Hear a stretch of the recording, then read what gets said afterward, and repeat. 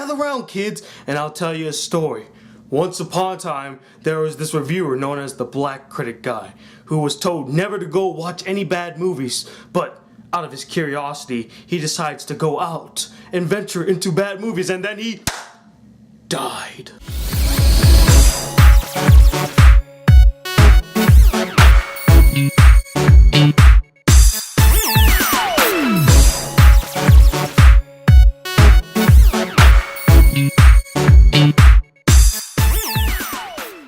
It's the Black Critic Guy here to offer you guys another movie review, and I actually got to see two movies today. I got a 2-for-1 special because when I was at the movie theaters while I was watching a movie, a storm broke out. It's like a tornado storm that happened, and they told everybody to stay inside, so I just snuck into another movie, and the movie that I snuck into was The Croods. So the basic premise of The Croods follows this modern Stone Age family.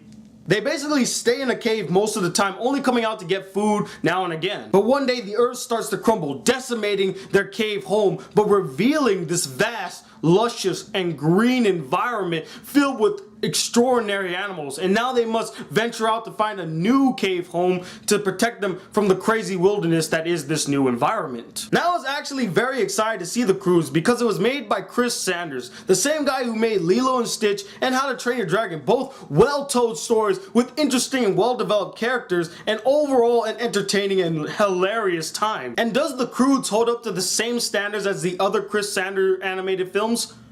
Yes.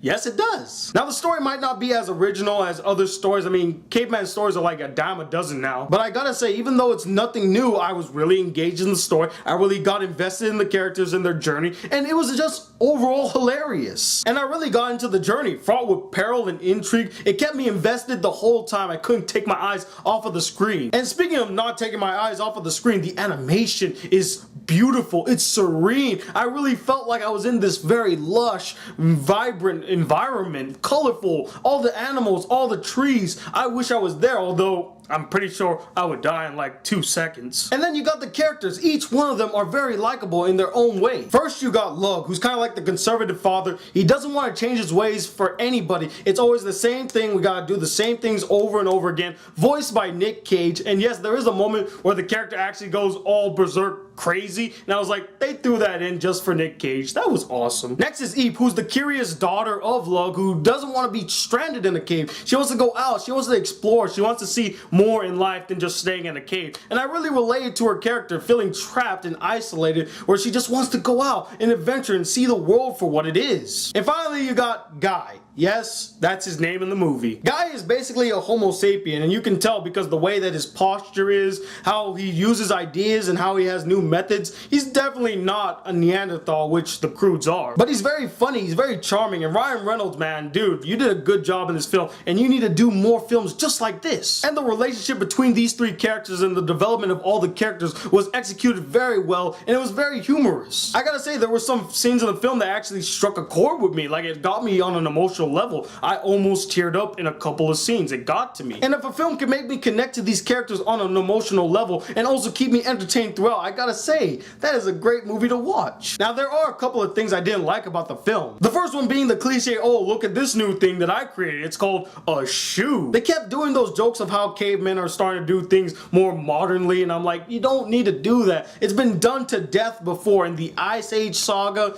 in so many other caveman movies where the cavemen's all, what's this? Oh, this is a new thing. It's called a wheel. The film like ends 5 different times. Like you think it ends this way, but no, the film keeps on going. And then you think it ends on this point, but no, it keeps on going. You're like, okay, are you gonna end anytime soon? I mean, I wasn't waiting for it to end. It's just that I thought it ended at that point. Like, oh, that's the end. And then nope.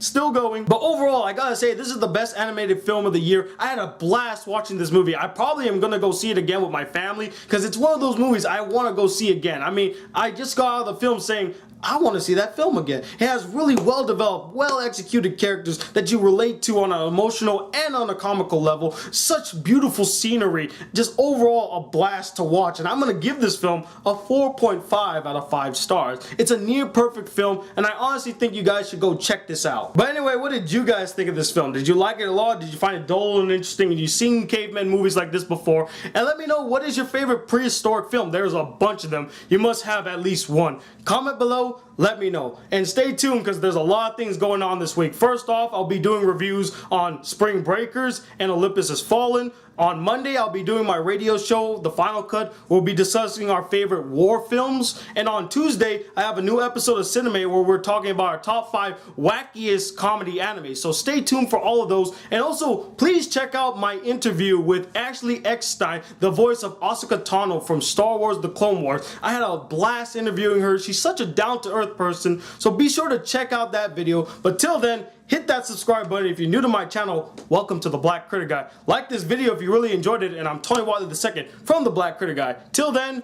peace, YouTube.